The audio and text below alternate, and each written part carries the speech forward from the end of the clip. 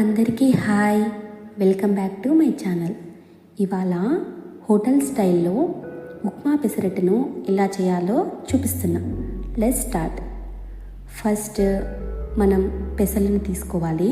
ఈ పెసలు 2 కప్పుల పెసలు తీసుకున్నా.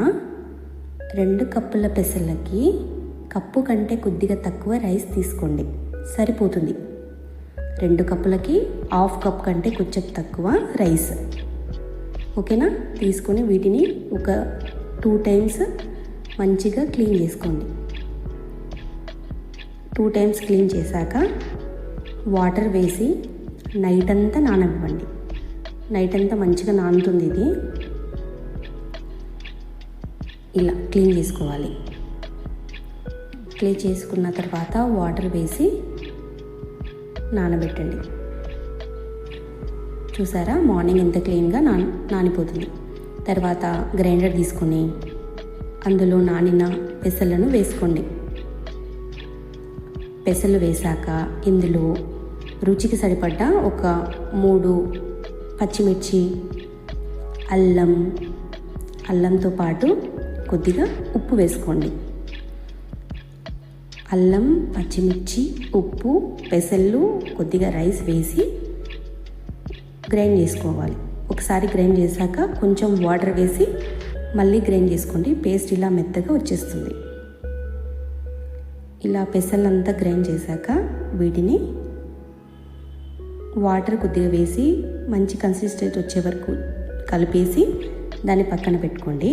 ఇప్పుడు ఉప్మా కోసం కొంచెం ఉప్మా రవ్వ తీసుకొని లైట్గా దానిలో ఆయిల్ వేసి ఇలా లైట్గా ఫ్రై చేసుకోండి.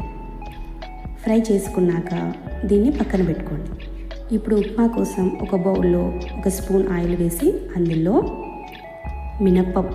మినప్పప్పుతో పాటు జీరా,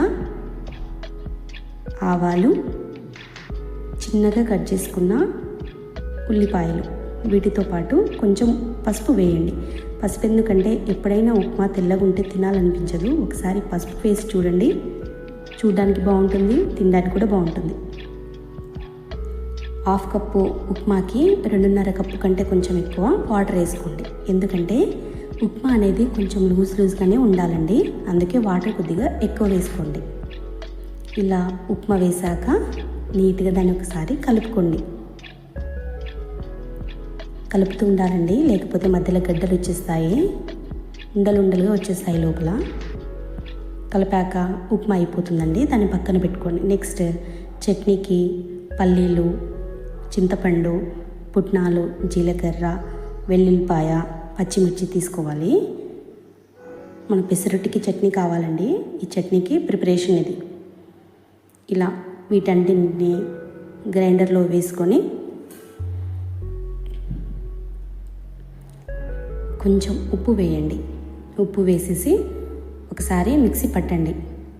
మిక్సీ చేసి అందులో కొద్దిగా వాటర్ వేసి ఇలా మెత్తగా చేసుకొని ఒక బౌల్లో సిప్ చేసుకోండి. తర్వాత చట్నీకి పోపు కోసం మళ్ళీ బౌల్ తీసుకొని అందులో తగినంత నూనె వేయాలి. నూనెతో పాటు మినపప్పు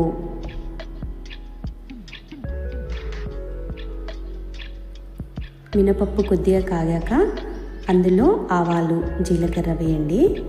అది కొద్దిగా కాగాక అందులోనే ఎండుమిర్చి వేయండి. అది లైట్గా ఫ్రై అయ్యాక వీటిని ఇందాక గ్రైండ్ చేసుకున్న చట్నీలో వేసేయండి. చూడండి చట్నీ ఎంత బాగుందో. ఇలా హోటల్ స్టైల్లో టేస్ట్ బాగుంటుంది, చూడడానికి బాగుంటుంది. ఇప్పుడు నెక్స్ట్ పెసరట్టు వేసుకుందాం. పెసరట్టుకి ఇలా పెంచి తీసుకొని మంచిగా పెసరట్టు వేసుకోవాలి. ఇలా మొత్తం పెసరట్టు వేశాక దానిపైన ఇందాక చేసి పెట్టుకున్న ఉప్మాను కూడా వేసేయండి. ఇలా ఉప్మా వేసి దాన్ని మంచిగా స్ప్రెడ్ చేయండి. పెసరట్టు పైన మంచిగా ఉప్మా స్ప్రెడ్ చేయాలి. ఈ పెసరట్టుకి ఉప్మా వల్ల చాలా మంచి టేస్ట్ వస్తుందండి, ట్రై చేయండి. ఇలా చేశాక చూడండి ఎంత బాగా వస్తుందో. ఇది చూడడానికి కాదు, ఒకసారి తిని చూడండి, మీరే అంటారు ఎంత బాగుందో అని. ఇలా మీకు ఎన్ని కావాలో అన్ని దోశలు వేసుకోండి. దోశలు అంటే పెసరట్టు. ఇలా మంచిగా వేసి ఉప్మాను కూడా వేసి మంచిగా ఫ్రై అయిన తర్వాత చూసారా, ఉప్మా ఇలా లూజ్గా ఉండాలండి, లేకపోతే కొద్దిగా చల్లగైన తర్వాత గట్టి పడుతుంది. కాబట్టి వాటర్ చూసి వేసుకోండి. కొంచెం తక్కువ వేసుకున్నారనుకోండి ఉప్మా అంతా గట్టి పడిపోతుంది. ఇలా మంచిగా చేసుకోండి. మీకు ఎన్ని దోశలు కావాలో, ఎన్ని పెసరట్లు కావాలో అన్ని వేసుకోండి. చూసారా ఎంత బాగా వచ్చిందో. వేసుకొని చూడండి. ఇదిగో అయిపోయింది పెసరట్టుతో పాటు ఇందాక మనం చేసిన చట్నీ. ఇది హోటల్ స్టైల్ అండి, ఒకసారి చేయండి, బాగుంటుంది కదా. కలర్ కూడా బాగా వచ్చింది కదా. కలర్తో కాదు, చూడడానికే కాదు, మీరు తింటుంటే కూడా అనిపిస్తుంది ఎంత బాగుందని. ఒక్కసారి ట్రై చేయండి.